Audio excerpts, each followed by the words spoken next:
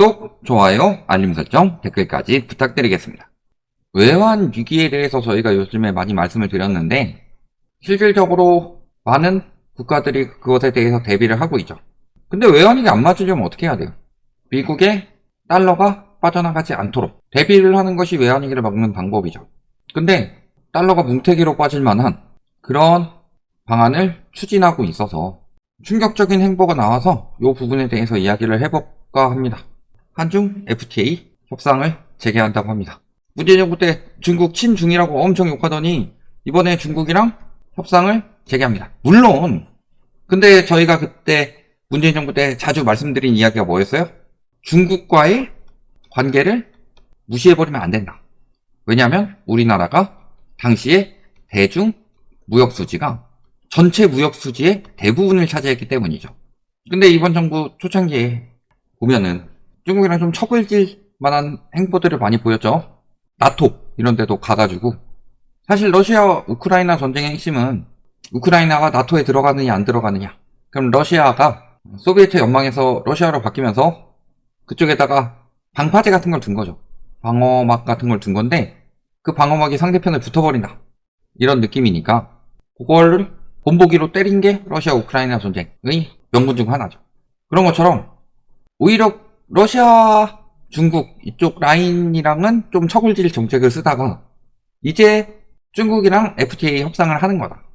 근데 문제는 이제 문화 법률 개방까지 논의가 된다. 요게 좀 문제가 될 수가 있다고 봅니다. 왜냐면은 요즘 안 그래도 중국인들이 다 지 거라고 하는 거? 김치도 지네 거라고 하고 그런 짓거리를 하고 있고 법률 개방 잘못하면은 우리나라 법으로 못할 수도 있습니다. 그런 부분도 걱정이 되는 거고 특히 저런 식으로 문화 법률 개방까지 하겠다는 게 예전에 저희가 미중 무역전쟁에 대해서 설명을 드릴 때 2019년도에 그때 중국이 하는 행보들을 많이 말씀을 드렸었죠. 기술만 빼돌리고 빠이빠이 한다. 그런 것들도 주의를 해야 되는 거고 거기에 핵심적으로 지금 친중적인 행보를 보이는 것이 굉장히 위험한 상황이다. 왜냐하면 지금 미중 무역전쟁이 심화되고 있죠. 미국에서 관세 폭탄을 때리고 근데 미중에서 끝나는 게 아니라 더 크게 번지는 거죠. 예를 들어서 미국이 G2 때려잡을 때 일본 때려잡을 때 제외하고는 편을 갈랐죠. 여기 붙어라.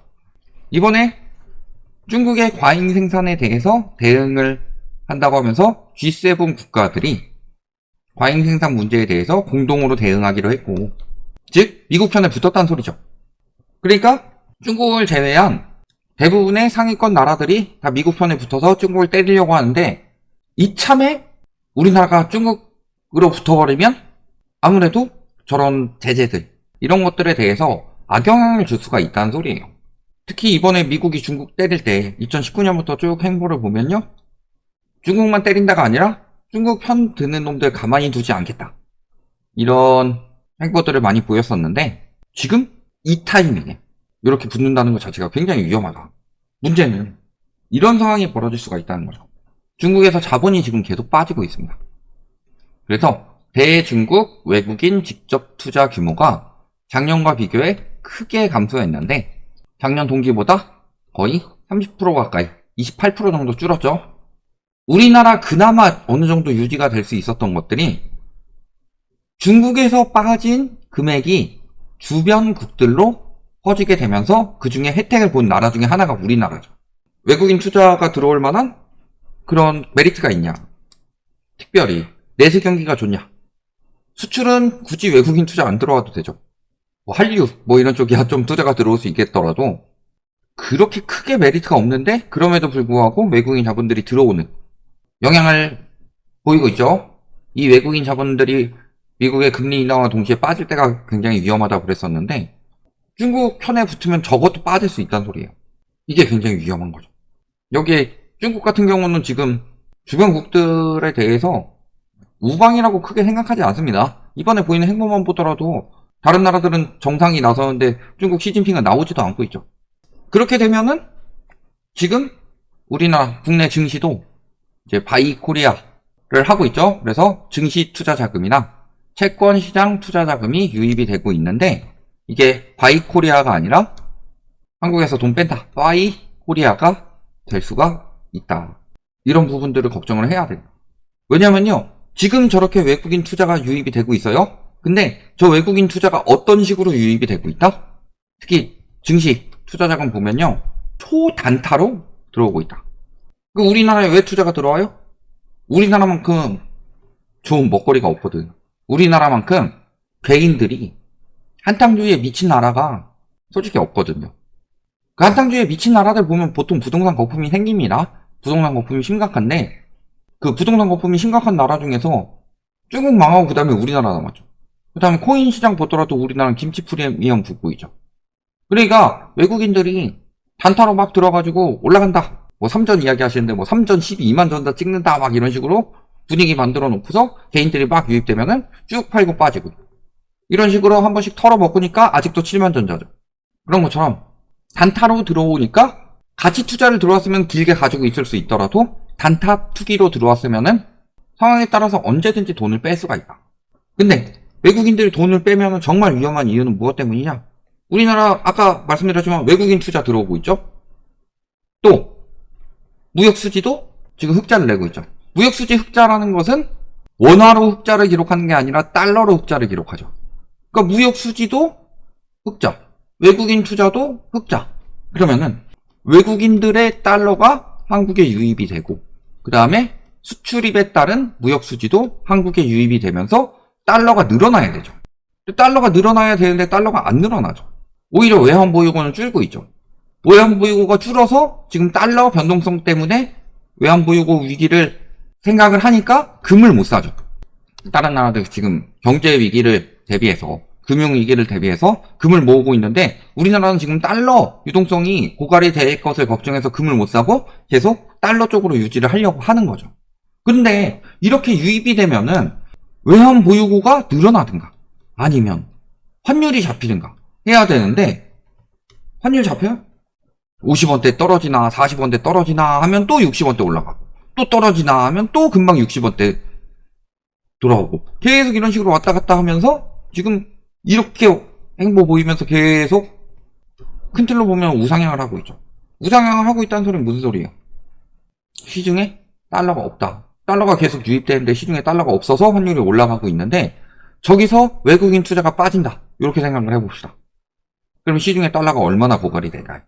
그런데 문제는 우리나라가 지금 외환 보유고로 보유하고 있는 달러를 운용하는 방법을 봤을 때 환율이 너무 급등했을 때 달러를 풀어서 환율을 낮추죠. 이걸 스무딩 오퍼레이션이라고 하는데 이렇게 달러를 풀어가지고 환율을 낮추는데 문제는 그렇다면 환율이 떨어졌을 때 달러를 확보를 하느냐? 그렇지 않죠. 달러를 풀면은 그걸 달러를 원화로 바꿔서 푸는 거죠. 그 원화를 가지고 있다가 달러 가치가 떨어지고 환율이 떨어졌을 때 다시 매입을 하는 것이 아니라 국가 부채를 늘리지 않게 하기 위해서 그 자금을 외평기금이라고 하죠. 외평기금을 쓰고 있다. 국가 예산으로. 그러니까 달러 고갈이 심각해질 수밖에 없죠. 외국인 자본 들어오고 무역수지 흑자 보고 있는데 달러 고갈이 되고 있는 기이한 상황에서 외국인 자본이 빠질 행동들을 하고 있다. 근데 외환위기가 뭐예요? 우리나라 IMF 때 외환위기 왔다고 그러죠. 외환위기가 뭐였어요? 말 그대로 달러가 고갈돼서 생겨난 게 외환위기입니다. 물론 그때만큼 달러가 완전히 고갈되기는 쉽지 않아요. 그렇지만 달러가 고갈되어 가면 고갈되어 갈수록 무슨 일이 벌어진다? 환율이 폭등한다. 환율이 폭등하게 되면은 또 다른 외환위기를 맞이할 수 있죠. 글로벌 금융위기 때도 우리나라가 잠깐 외환위기를 맞이했었습니다. 그때도 환율이 폭등했어요. 그런 지금 행보를 보이고 있다. 세계랑 반대로 가는 행보를 보이고 있다. 아니 중국이랑 붙을 거면 진즉에 붙었어야 돼요. 왜 하필 지금 미국에서 관세 때리고 G7이 여기에 동조하고 있는 이 와중에 중국이랑 FTA를 하고 있냐. 그것도 경제적인 부분이 아니라 문화나 법률까지 간다는 소리는 여러 가지 문제를 굉장히 야기할 수가 있죠. 중국인들이 우리나라 와가지고 잘해주는 게 뭐가 있어요. 우리나라가 중국에 이제 수출을 팔아먹는다. 요 위주로 해야 되는데 여러 가지 중국 것들이 우리나라에 와가지고 들어온다. 예를 들어 부동산 시장에 중국인들 들어오면 좋은 점 있어요?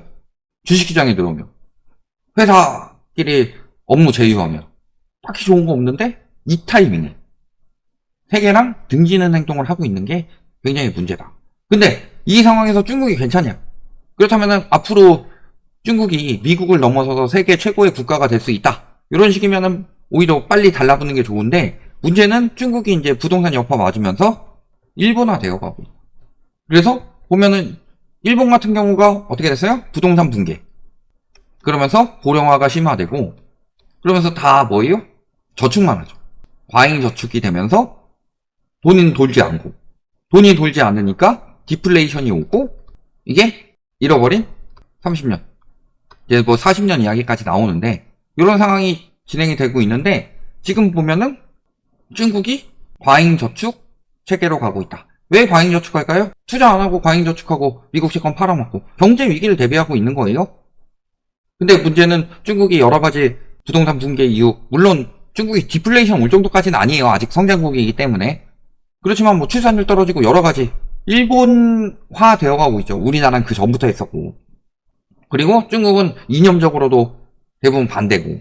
이런 경우를 여러 가지를 따져보면은 중국이 쇠퇴하여 가고 있다고 보이지 않냐. 여기에 이제 세계적인 견제를 받으면 더 여러 가지 위기를 맞이할 수 있지 않냐. 근데 지금 우리나라가 세계적인 시류에 편승하지 않고 중국과 FTA를 체결해가지고 얻을 수 있는 부분은 분명히 많지만 잃을 수 있는 부분이 굉장히 많고, 요것 때문에 이제 중국처럼 외국인 자본이 빠져나가기 시작하면 진짜 외환위기가 올 수가 있다. 근데 외환위기 오면 어떻게 돼요? 가뜩이나 우리나라 좀비 기업 많고 기업 대출 IMF 때 넘어섰다고 하는데, 그렇게 되면은 진짜 경제 위기 만드는 거 아니냐. 그래서 경제 위기에 한 발 더, 경제 위기로 가고 있습니다. 우리나라는 중국이랑 굳이 안 붙어도 그렇게 가고 있어요. 이거는 윤석열 정부 잘못이라기보다 부동산 거품과 가계부채 문제 때문에 그런데, 그것을 한 발 더 빠르게, 그리고 조금 더 회복되기 힘들게 가는 행보를 보이고 있어서 이 부분에 대해서 진짜 큰 경제 위기에 대해서 우리가 대비를 해야 된다. 대비하는 방법도 어떻게 대비해요? 맨날 위기만 말하지 어떻게 대비해요? 대비하는 방법 다른 영상에 많이 이야기했습니다. 그런 것들 보시고, 지금은 그래서 뭐 부동산이 뜨네 뭐네 이런 거를 할 때가 아니라 진짜로 안전자산으로 옮겨가지고 위기에 대비해야 될 때다. 이렇게 보시면 답이 나온다. 여기까지 말씀드리겠습니다.